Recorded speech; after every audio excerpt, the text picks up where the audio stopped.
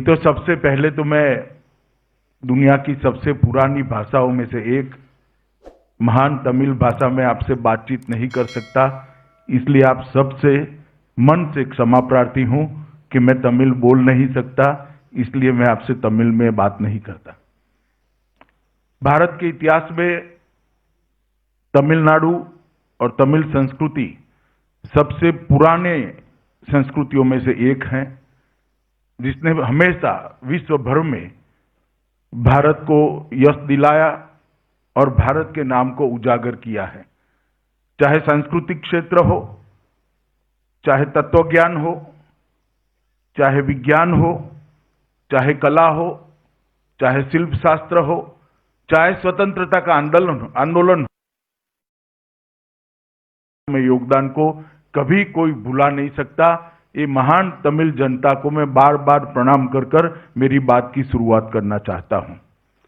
मित्रों, आज यहां आकर तमिलनाडु के अनेक विध डेवलपमेंटल प्रोजेक्ट का भूमि पूजन और लोकार्पण का कार्यक्रम मुख्यमंत्री और उप मुख्यमंत्री के साथ में हुआ है। महान एमजीआर और लोक नेत्री जयललिता जी के नेतृत्व में तमिलनाडु ने जिस तरह से विकास किया था, मुझे भरोसा है कि पलानीस्वामी जी के नेतृत्व में तमिलनाडु इसी रास्ते पर आगे बढ़कर देश का सबसे अच्छा राज्य बन सकता है। लगभग 70,000 करोड़ रुपए का 70,000 करोड़ रुपीस के अलग अलग प्रोजेक्ट्स का आज या तो लोकार्पण हुआ है या तो भूमि पूजन हुआ है और तमिलनाडु के चहुमुखी विकास के अंदर एक गति देने का काम इस छोटे से हॉल के कार्यक्रम के माध्यम से हुआ है। मित्रों, अभी अभी पूरा देश और दुनिया कोविड-19 के प्रकोप से लड़ाई कर रहा है। पूरे देश ने नरेंद्र मोदी जी के नेतृत्व में सफलतापूर्वक ये महामारी का सामना किया है और आंकड़ों को देखें तो पूरी दुनिया में भारत विकसित देशों से भी बहुत अच्छे तरीके से कोविड-19 का सामना कर पाया है। इसका मुख्य कारण है दुनिया भर के अंदर कोविड-19 के खिलाफ सरकारें लड़ती थी, सरकारी मशीनरी लड़ती थी। यहां पर केंद्र सरकार लड़ती थी, राज्य सरकार लड़ती थी और सबसे बड़ी बात 130 करोड़ की जनता मोदी जी के नेतृत्व में कोविड-19 के साथ सामने एकजुट होकर लड़ती थी। मोदी जी के करिश्माई नेतृत्व ने कोविड-19 के खिलाफ लड़ाई को एक नए आयाम दिए और परिणाम लक्षी लड़ाई लड़कर आज हम बहुत अच्छी स्थिति में हैं। और मैं आज तमिलनाडु सरकार और उसके मुख्यमंत्री पलानीस्वामी और ओ पनीरसेल्वम उप मुख्यमंत्री को हृदय से बधाई देना चाहता हूं कि तमिलनाडु उन स्टेटों में से है जहां सबसे अच्छी कोविड के खिलाफ लड़ाई सरकारों ने लड़ी है। पूरे देश भर में सबसे ज्यादा रिकवरी रेशियो 97% कोई एक राज्य में है तो अपने तमिलनाडु राज्य के अंदर उसकी प्राप्ति हुई है। मैं भी जब सभी मुख्यमंत्रियों से बातचीत होती थी, मोदी जी के साथ उपस्थित होता था। मेरे डिपार्टमेंट का ही नोडल एजेंसी का काम था। जितने दिशा निर्देश भारत सरकार ने दिए, सभी का अक्षरशः साइंटिफिक पालन तमिलनाडु सरकार ने फुल स्टॉप कॉमा के साथ किया है। और देश भर में कोविड महामारी के समय में सगर्भा माताओं, प्रेग्नेंट वुमेन का ख्याल और नवजात शिशु, नए जन्मे हुए बच्चों का ख्याल जितना तमिलनाडु सरकार ने बारीकी से रखा है, कोई और सरकार इतना नहीं कर पाई। मित्रों, सिर्फ कोविड की बात नहीं है। मोदी जी के आने के बाद विगत 6 साल के अंदर देश के अंदर एक स्वस्थ स्पर्धा की शुरुआत की है। सुशासन के लिए, गुड गवर्नेंस के लिए हमारे सभी राज्यों के अंदर एक स्पर्धा होती है और हर साल भारत सरकार एक टेबल डिक्लेयर करती है कि सुशासन के अंदर तालिका में सबसे ऊपर राज्य कौन सा है। मुझे कहते हुए आनंद है कि इस साल जारी की गई तालिका के अंदर सुशासन में, गुड गवर्नेंस में तमिलनाडु का पहला नंबर दिया गया है। जल संरक्षण और जल वितरण, इसके क्षेत्र में राष्ट्रीय जल पुरस्कारों के तहत सर्वश्रेष्ठ राज्य इस साल इसमें भी तमिलनाडु को ही स्थान मिला है। मित्रों, जिस तरह से सभी राज्यों के बीच में एक स्वस्थ स्पर्धा देश को आगे बढ़ाती है, इस प्रकार से देश के सभी जिलों के बीच में भी एक स्पर्धा और उसका तालिका, उसका टेबल डिक्लेयर करने की परंपरा नरेंद्र मोदी जी ने की है। दक्षिण में सर्वश्रेष्ठ जिले की जो चयन हुआ, उसमें नदियों का पुनरुद्धार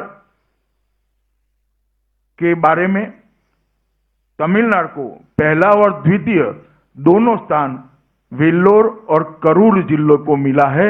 यह भी तमिलनाडु के लिए बहुत बड़ी उपलब्धि है। मित्रों, अभी अभी मोदी जी ने देश भर के किसानों को एक प्रकार से उनकी उपज को, उनकी प्रोडक्ट्स को बेचने के लिए बांध लिया गया था।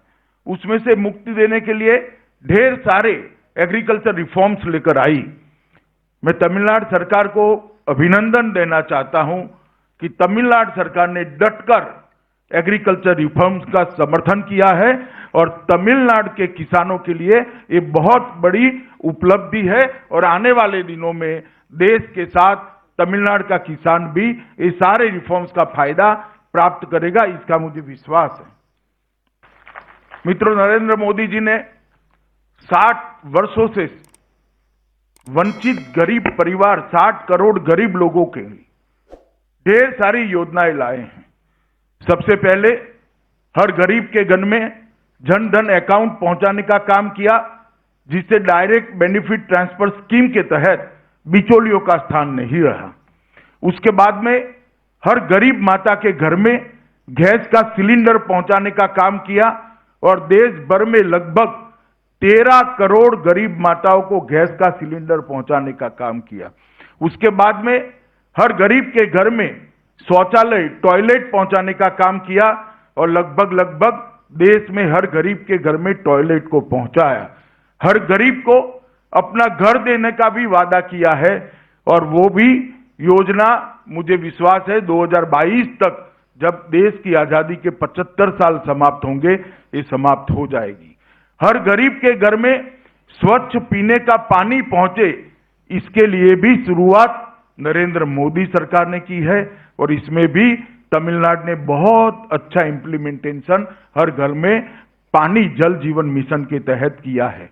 ये सारी योजनाओं को अच्छे से इंप्लीमेंट करने में राज्यों को अगर नंबर दिए जाए तो मुझे विश्वास है तमिलनाडु देश के सर्वप्रथम राज्यों में से एक आएगा। इतने अच्छे से केंद्र की योजनाओं को तमिलनाडु के अंदर तमिलनाडु सरकार ने इंप्लीमेंट किया है।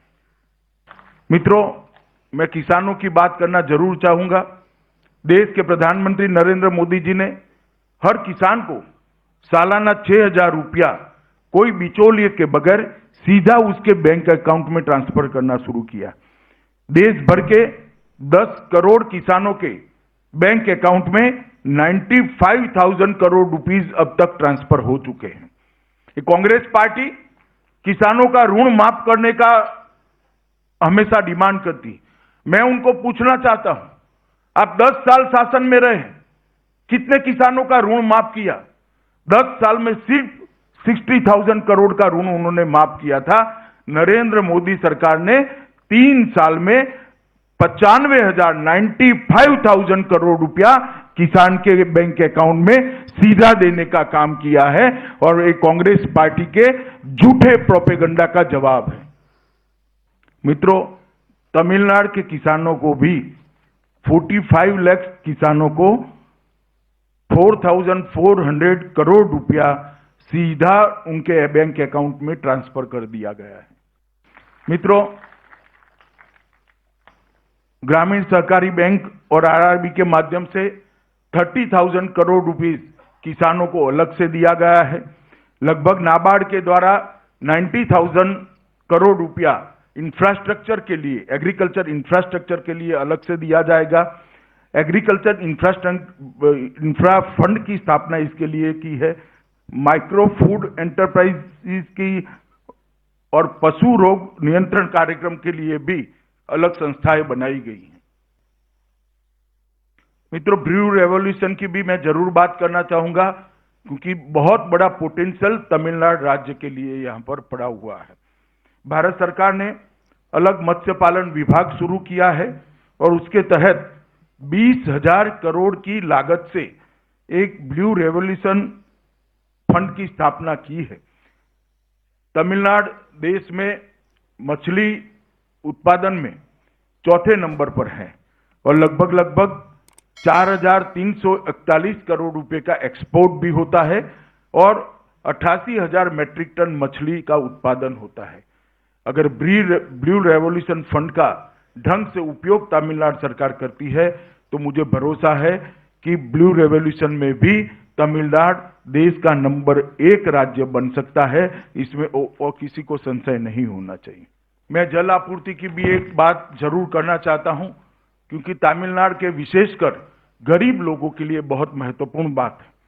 तमिलनाडु के 1.42 करोड़ ग्रामीण परिवार जो गांवों के अंदर रहते हैं, उनमें से सिर्फ 15% ग्रामीण परिवारों के पास ही अपने घर में पीने के पानी का कनेक्शन था। अब मोदी जी एक नई योजना लेकर आए हैं और वो योजना के तहत 2024 तक हर घर में पीने के पानी का कनेक्शन देना है।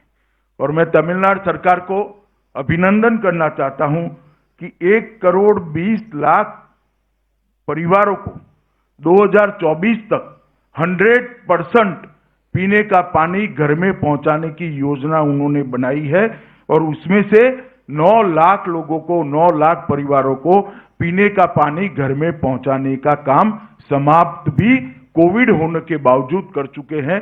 ये देश भर में बहुत अच्छा इंप्लीमेंटेशन तमिलनाडु ने इस योजना का करा है। मुझे भरोसा है कि आने वाले दिनों में एक भी घर ऐसा नहीं होगा कि जहां पर शुद्ध पीने का पानी नल के द्वारा नहीं आता होगा। मित्रों, यहां पर जो सरकार चल रही है वो सरकार मुख्यमंत्री जी और उप मुख्यमंत्री के नेतृत्व में चल रही है। मैं तमिलनाडु की जनता को बताना चाहता हूं कि भारत की केंद्र सरकार, नरेंद्र मोदी सरकार, एनडीए की सरकार चट्टान की तरह तमिलनाडु सरकार के साथ खड़ी है और तमिलनाडु के डेवलपमेंट के लिए कमिटेड है। राज्य को डिफेंस इंडस्ट्रियल कॉरिडोर देने का काम भी भारतीय जनता पार्टी की नरेंद्र मोदी सरकार ने किया। देश में 2 ही जगह पर दिया है, इसमें से एक हमारे तमिलनाडु को दिया है। सागरमाला के तहत 2.25 लाख करोड़ रुपया का इन्वेस्टमेंट, जिसमें से 32,000 करोड़ रुपया पूरे पोर्ट के आधुनिकीकरण के लिए और 57,000 करोड़ रुपया रोड्स के लिए, 1,35,000 करोड़ रुपया बंदरगाह केंद्रित इंडस्ट्रियल डेवलपमेंट के लिए, टोटल 2.25 लाख करोड़ रुपया सागरमाला के तहत भारत सरकार ने तमिलनाडु के लिए दिया है। मित्रों, मदुरई के अंदर 1264 करोड़ की इन्वेस्टमेंट से एम्स का शिलान्यास प्राइम मिनिस्टर ने कर दिया है। East coast road 13,795 crore rupees की लागत से काम शुरू हो चुका है। भारत के महान राष्ट्रपति एपीजे अब्दुल कलाम मेमोरियल का उद्घाटन भी श्री नरेंद्र मोदी जी ने यहां पर ही तमिलनाडु की धरती पर ही रामेश्वरम में किया है। तेजस एक्सप्रेस देश के कुछ राज्यों में शुरू की गई, उसमें भी तमिलनाडु शुमार है। चेन्नई मदुरई रूट पर तेजस एक्सप्रेस चलेगी, जो मेक इन इंडिया का सबसे बड़ा उदाहरण है। मित्रों, मैं चाहूंगा कि इसका आप बहुत स्वागत करें। हमारे चेन्नई सेंट्रल रेलवे स्टेशन का नाम बदलकर महान एमजी रामचंद्रन के नाम पर करने का भी काम नरेंद्र मोदी जी ने किया है। मैं कई बार डीएमके के नेताओं को सुनता हूं तो तमिलनाडु के अन्याय की बात करते हैं। मैं आज यहां पर आया हूं तब कांग्रेस पार्टी और डीएमके नेताओं को पूछना चाहता हूं कि 10 साल आपकी केंद्र में सरकार थी और 10 साल तक आपने तमिलनाडु को क्या क्या दिया, इसका हिसाब किताब लेकर चेन्नई के किसी भी चौराहे पर आप खड़े हो जाइए, हम जवाब देने के लिए आपको तैयार है कि हमने ज्यादा मदद करी है तमिलनाडु को या केंद्र सरकार आपकी थी तब हुई। और हम बड़ी विनम्रता के साथ कहते हैं कि हमने जो तमिलनाडु को योजनाएं दी है, रुपया दिया है, ये कोई तमिलनाडु को हेल्प करने के लिए नहीं दिया है, ये तमिलनाडु का अधिकार है जो आज तक नहीं मिलता था। नरेंद्र मोदी जी ने वो अधिकार यहां तक पहुंचाने का काम किया है। मित्रों, मैं एक ही आंकड़ा देना चाहता हूं। जब केंद्र में अंतिम बार बजट पेश किया डॉक्टर मनमोहन सिंह की सरकार ने 2013-14 में 13-14 के बजट में तमिलनाडु के लिए 16,155 करोड़ रुपीस का प्रोविजन किया था और हमने जो बजट अभी अंतिम दिया उसमें 16,000 से बढ़ाकर 16,000 से इंक्रीज कर 32,850 करोड़ रुपया तमिलनाडु के लिए दिया है और योजनाओं का पैसा अलग से है। प्रधानमंत्री गरीब कल्याण योजना के तहत तमिलनाडु के लोगों को कोविड-19 के कालखंड के अंदर 4,300 करोड़ रुपीस सीधा उनके बैंक अकाउंट में सहायता के रूप में भारत सरकार ने, प्रधानमंत्री मोदी जी ने भेजा है। मित्रों, लगभग 108 करोड़ किलो खाद्यान्न तमिलनाडु के गरीबों को विगत 4 महीने के अंदर प्रधानमंत्री जी की ओर से भेजा गया है। 108 करोड़ किलो, लगभग 3.33 करोड़ लाभार्थियों को 3.33 करोड़ किलोग्राम दाल का वितरण किया गया है।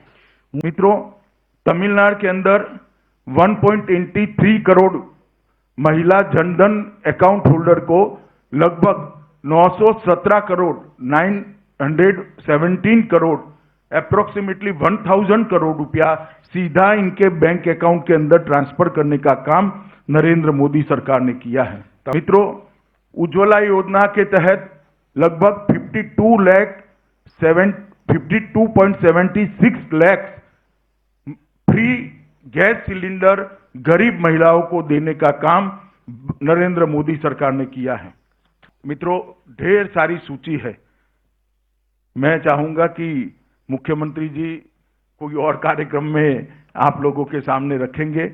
मैं सब चीजें बता नहीं सकता, परंतु मैं इतना ही बताना आया हूं कि चाहे कोई भी कुदरती आपदा हो, चाहे इंडस्ट्रियल डेवलपमेंट करना हो, इंफ्रास्ट्रक्चर डेवलपमेंट करना हो या तमिलनाडु के गरीबों को आगे ले जाना हो, नरेंद्र मोदी सरकार, एनडीए सरकार, पलानीस्वामी सरकार के साथ मजबूती के साथ खड़ी है और हर मौके पर तमिलनाडु के भाइयों के साथ कंधे से कंधा मिलाकर आगे बढ़ने को तैयार है। मित्रों, बहुत समय के बाद मैं चेन्नई आया हूं, थोड़ी राजनीतिक बात भी करना चाहता हूं।